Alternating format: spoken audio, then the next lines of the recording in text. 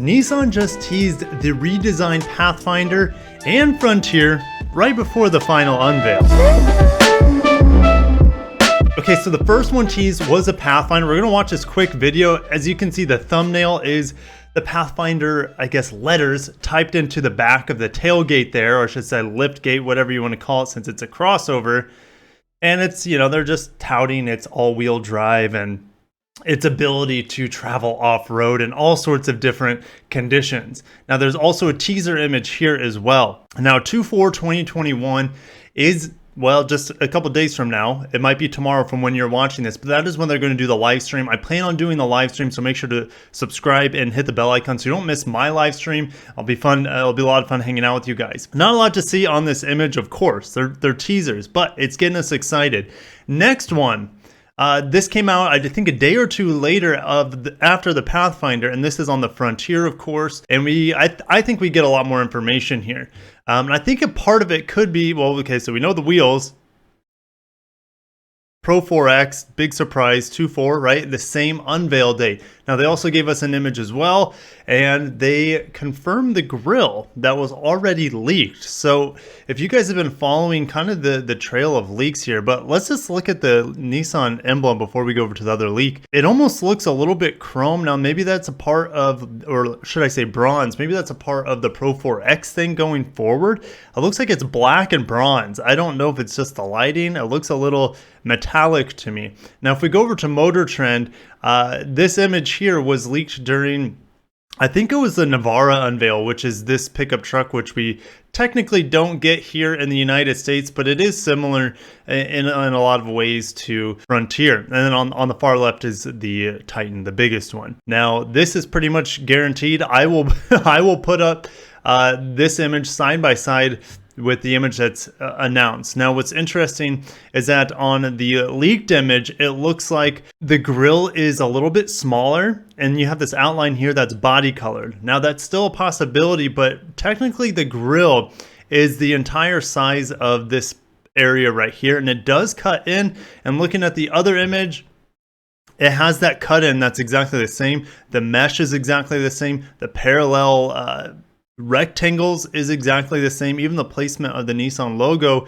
is identical, and this is how strong and muscular the hood is going to look. And when it comes to the headlights, we have the parallel daytime running lights, and if we look back at this image here, of course we have the parallel daytime running lights, so we know exactly what the front end is going to look like based off this image. Unless they've changed the fog lights or something, the grille, the headlights, the hood are all exactly the same based off of this image here. Now, the website where they plan to do the live stream is nissanusa.com/live. Big surprise, right? However, you know, they have a Z grill there, so maybe they give us some more information on the Nissan Z as well as the Pathfinder and Frontier. So hopefully, fingers crossed, they give us a little bit of juiciness when it comes to the upcoming Z car. And if you haven't seen this video, let's just watch it real quick. It's a teaser video for the live stream.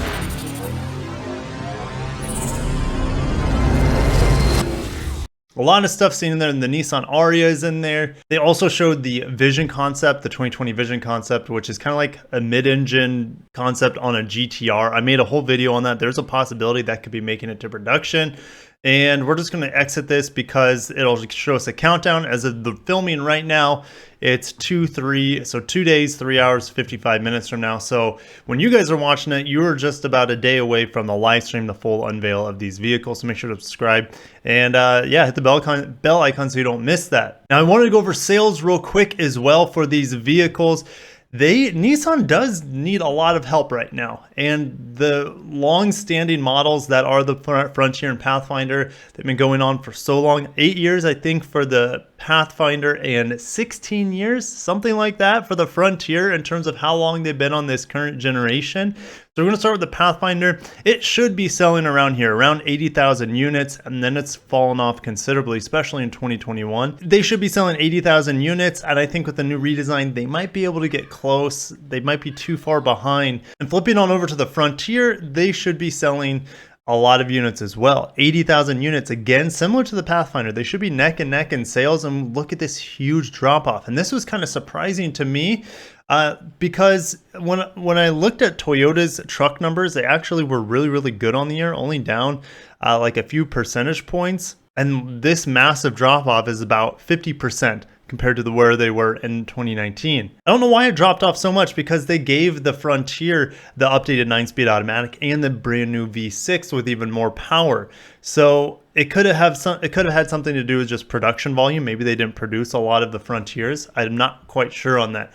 But hopefully with the new model, that should be able to boost back up to 70, 80,000 units to help Nissan out a little bit on the sales end. And guys, I wouldn't leave you without a spreadsheet.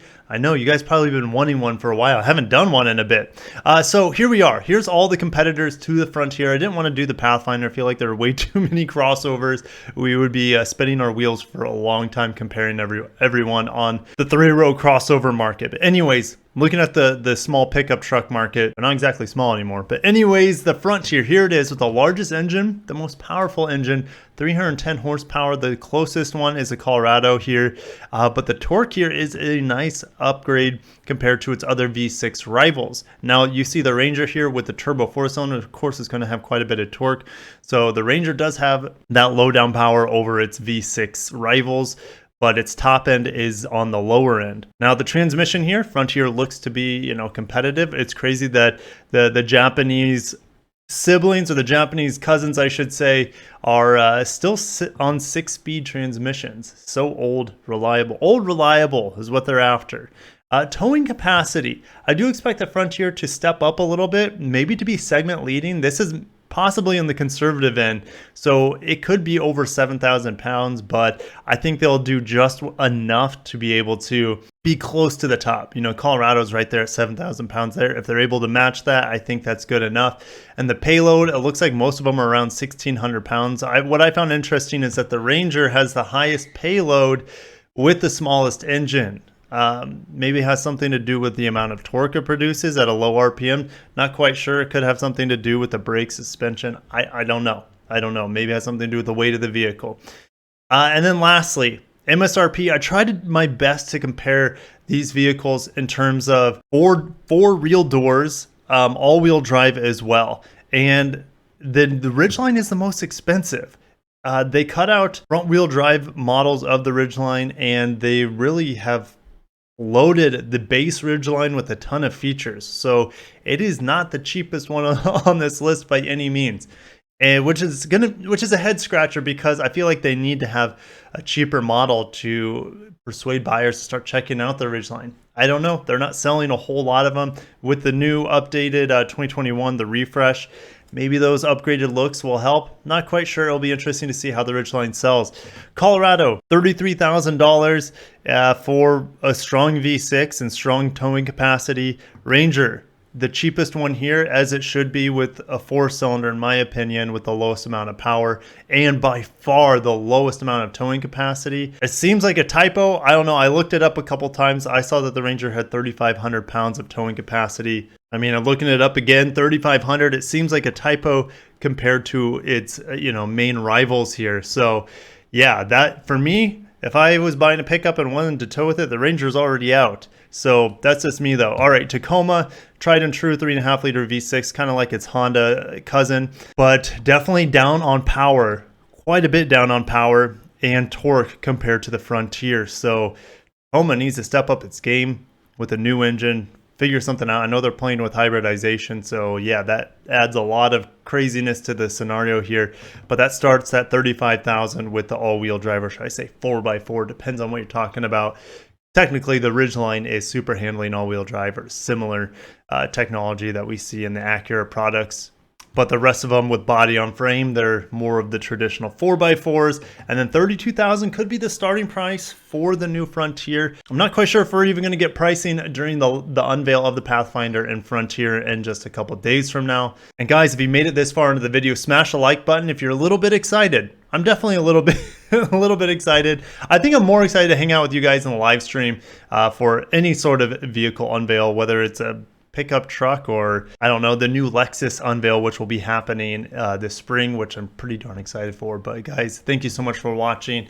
Guys, stay tuned. I'm reviewing the TLX right now. It's got a bunch of frost on it at the moment. I think I might get some shots. hopefully before it gets too warm today, before that frost melts off. It looks really cool with it. And guys, I think I'm going to leave it there. Thank you so much for watching. Have a wonderful day. I'll see you in the live stream. Take care of yourselves. Peace out.